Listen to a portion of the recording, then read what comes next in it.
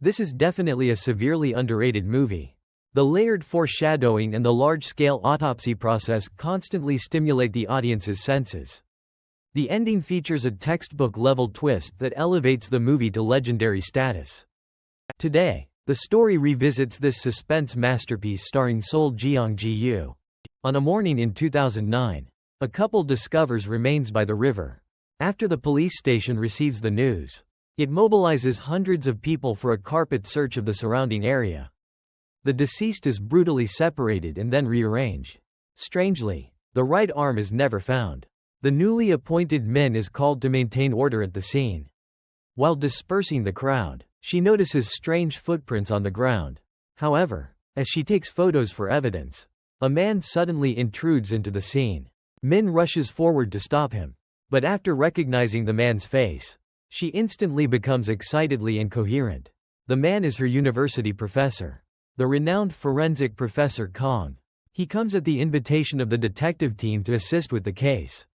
Fingerprint verification confirms the deceased is Oh Eun-hee, 29 years old. The victim often frequents various bars. Upon seeing the young and beautiful remains, people feel a sense of pity. But for Kong, anyone who becomes remains will become evidence for seeking the truth. After an autopsy, it is discovered that Oh Eun-hee dies from a blunt force attack. Gravel is also found in her nostrils and mouth. Combining with the seawater components detected in her body, Kong deduces that the victim must have been killed in a gravel area. Then the killer takes her to the seaside to dismember her to easily wash away blood and hide traces. What makes it difficult for him to understand is that gravel is only used when producing concrete, and the sea is a full 15 kilometers away from where the remains are found. Just as he is speaking, Min suddenly thinks of a place that fits the criteria. The director immediately orders them to split up. Some people continue to search for Oh Eun-hee's arm. Min is responsible for visiting and investigating the killer's traces. However, after she arrives at the mixing plant, she is told that they are rushing the construction schedule recently. Workers stay in the factory for 3 shifts every day, so there is no time to commit the crime at all. Just as the clue is about to break here, a hurried whistle suddenly sounds in the distance. Everyone rushes towards the highest pile of sand and gravel. After Min squeezes into the crowd, what appears before her is a severed arm. There is no burial or disguise. Clearly, the killer does this for another purpose. Perhaps it is to seize the construction project. It could also be to mock the police's incompetence. But Kong has a different opinion. He believes these 3 locations definitely have an unknown commonality. Following Kang's hint, Min immediately searches online for relevant information.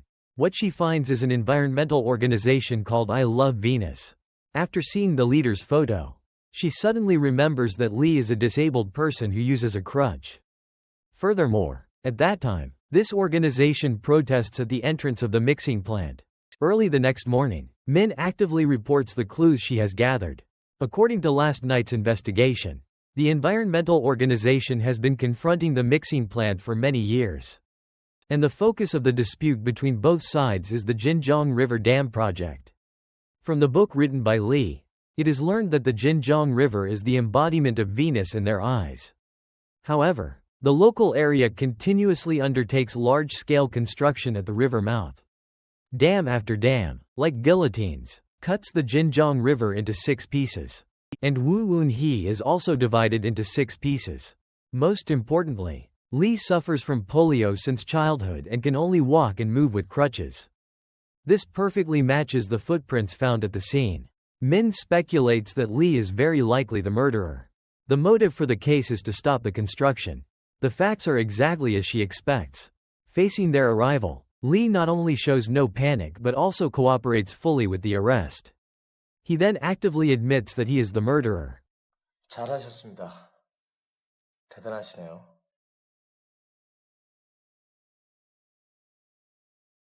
범인 잡으셨어요. But regarding the crime process and the weapon, he refuses to reveal anything. And he keeps staring at the wall clock, as if everything is part of his plan. Meanwhile, Kong arrives at the airport to pick up his daughter. But while waiting, a stranger suddenly hands him a file bag. 이성호 씨가 박사님께 전해드리랍니다. Kong opens the bag in confusion. Inside, He clearly sees a photo of his daughter being kidnapped. Just then, Min calls him. When he learns the murderer's name is Lee, Kong rushes to the detective squad. On the way, he confirms his daughter's whereabouts with the school. However, he is informed that Hyejin returned to the country 1 week ago. At this moment, Kong is completely desperate. He rushes into the interrogation room, disregarding all resistance. 왜 이렇게 늦으셨어요? 하루가 다 가버렸네. 공항까지 갈 필요 없었는데. 우리 회원이 어딨어? Threatens Kong, stating that he must help him leave the police station within 3 days. Otherwise, the fat and daughter will never see each other again. For his daughter's safety, Kong can only agree to the other party's conditions. But now Lee has confessed. So if he wants to get rid of suspicion, he can only start with the physical evidence. Just then, Min walks in. 범행 도구 찾았어? 전동 글라인더였어요. 이성우가 말한 곳에 있더라고요. 혈흔 자국까지 있는 거 보니까 확실한 것 같아요. 어디에 있어? 분석실이요. Kong rushes there, and when he learns that they have not started testing the chainsaw yet, he immediately thinks of a solution. He first cuts open a dog's skin to collect blood. He then calls to invite the forensic personnel to meet. After doing all this, Kong secretly infiltrates the forensics department. Using his many years of work experience, he quickly cleans all the blood from it. Then he applies dog blood onto it. However, after he returns to the office, Min has already been waiting for a long time. Fortunately, the other person does not suspect anything. Instead, she only comes to ask for ideas on solving the case. Seeing this, Kong immediately starts to lead them in the wrong direction. Early the next morning, Kong arrives at the detention center. He wants to confirm if his daughter is still alive. But after he makes the call, Lee threatens to have his accomplice immediately eliminated. Kong is instantly enraged and immediately snatches the phone. However, the other party has already ended the call. At this moment, Kong completely breaks down. He completely disregards the surveillance cameras in the room and vows to kill Lee to avenge his daughter. Until the phone rings, Kong finally stops. 혜원아, 그게 어디야? 뭐 괜찮아? 이 사람이 날 죽이려나 봐. 살려줘. 아니야, 아무것도 하지 마. Learning that his daughter is still alive, Kong finally feels relieved. Now, as long as he finds the murder weapon before the police, he can save Hyejin. What he does not expect is that Lee not only refuses to reveal the weapon's location but instead tells him to consider the motive for silencing Woo Eun-hee. In desperation, Kong can only go to Woo Eun-hee's home to look for clues. But besides a business card, he finds no other discoveries. Subsequently, Kong finds the owner of the business card. But the other party only knows that Woo Eun-hee has a gambler boyfriend. Soon, the blood identification results shock the entire police station. Min is also kicked out of the special task force because of this. When he learns that the chief is sending someone to look for the murder weapon, Kong rushes to Lee's home. If the police find it first, he will completely lose the chance to save his daughter. But he turns the house upside down and still finds nothing. In despair, the photo on the table catches his attention. With just one glance, Kong recognizes the man next to Lee. But before he can react, the sound of a car parking comes from outside. Kong is startled and quickly hides. But unexpectedly, he accidentally loses the scalpel.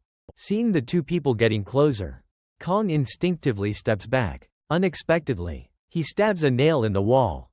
He endures the pain, not daring to make a sound. At a critical moment, the people outside find a crowbar. Its shape not only perfectly matches Woo Eun-hee's wound, but it also has a large amount of bloodstains on it.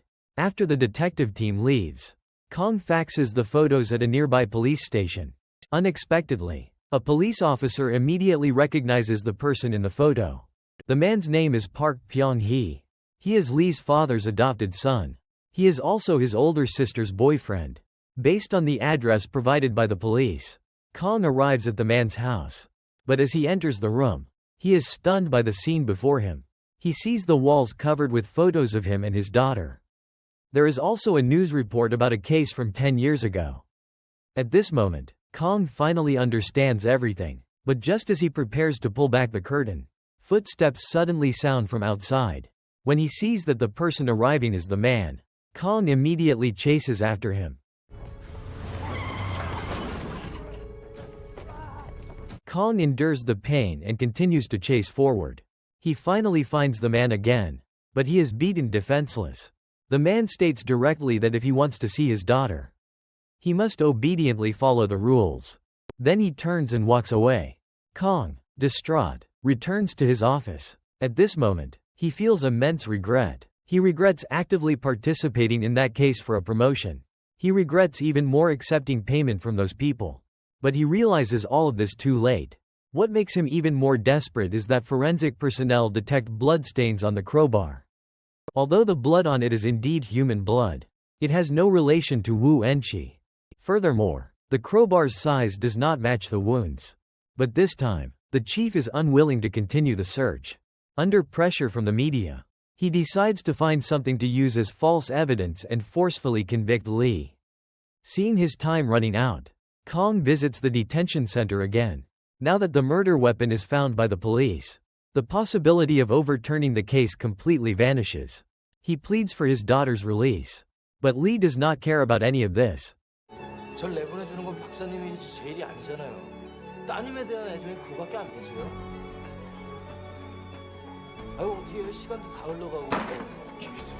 Although Kong is extremely angry, he has no way to change the situation. At the same time, Min asks Kong about the progress of the autopsy report. She then accidentally discovers an injured dog. However, after taking it to the pet hospital, she is told that only an extremely sharp scalpel can cause such a wound. Although Min is a bit confused, she still chooses to believe her teacher. But when she learns that a colleague finds a scalpel at Li's house, Min can no longer sit still. Recalling the previous chainsaw inspection results, she rushes to the forensics department to confirm with a colleague.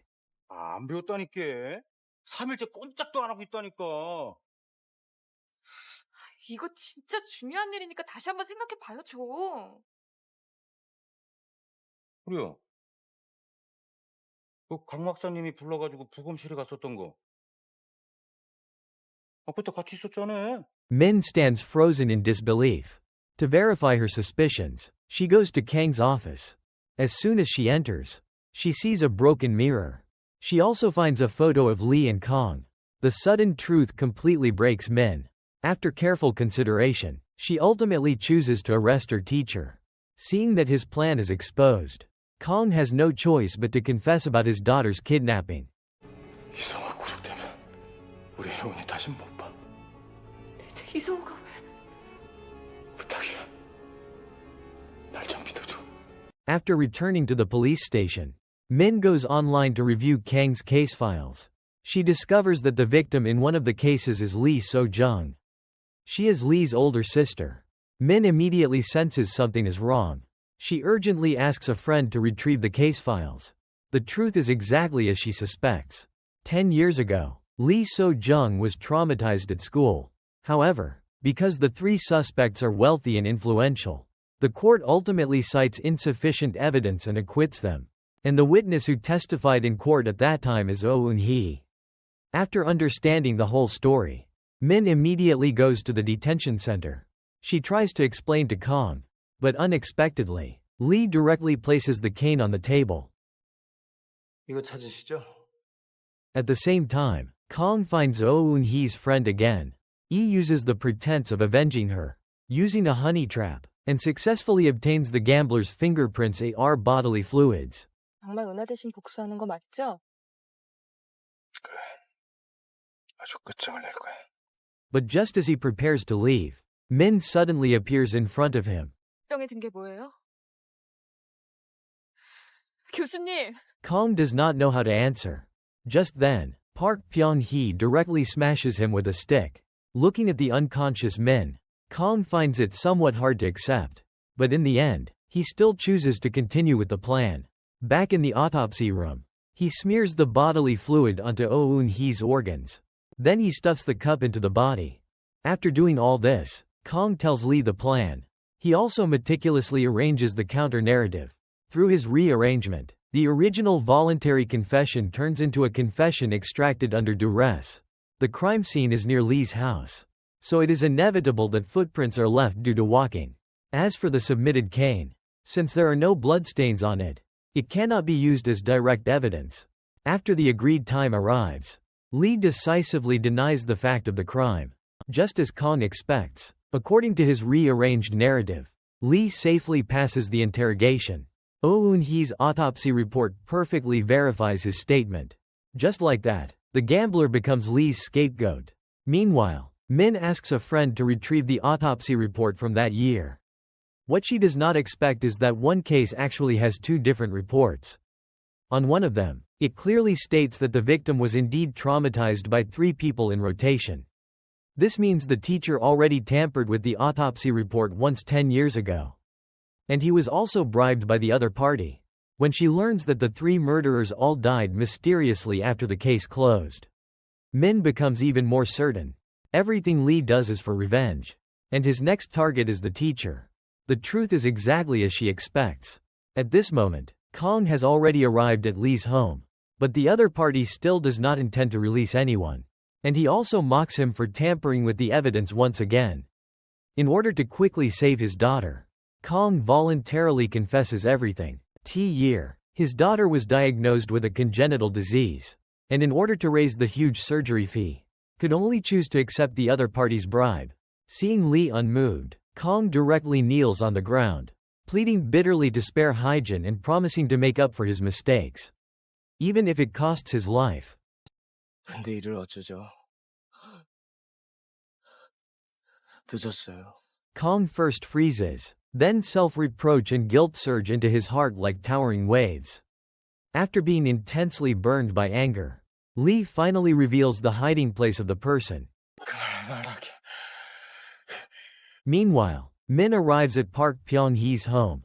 She never expects to face strong resistance from the other party. Fortunately, she carries a weapon, which allows her to successfully escape the danger. But after pulling open the curtains in the house, the sight before her makes her so desperate she cannot breathe. Soon, Kong also arrives there. He ignores Min's attempts to stop him and rushes into the house, his hands trembling as he pulls open the curtains. When he sees his daughter lying motionless among the flower petals, Kong collapses to the ground. In his despair, he wants to take his daughter home, but he discovers that he is only holding flower petals. Just then, a piercing whistle suddenly sounds outside. After the two of them come out of the room, Lee calmly recounts the entire process. At that time, they kidnapped Kong Hyejin and Oh Eun-hee together. Recording the necessary words, they kill the 2 women separately with a crowbar and a cane. Finally, dispose of Kong Hyejin's body, thinking that he not only dissected his daughter's body with Oh Eun-hee's limbs and head rearranged, but also personally defiled his daughter's purity with false evidence. Kong completely breaks down at this moment. He grabs Min's service weapon and without hesitation concludes. Then he points the gun at himself.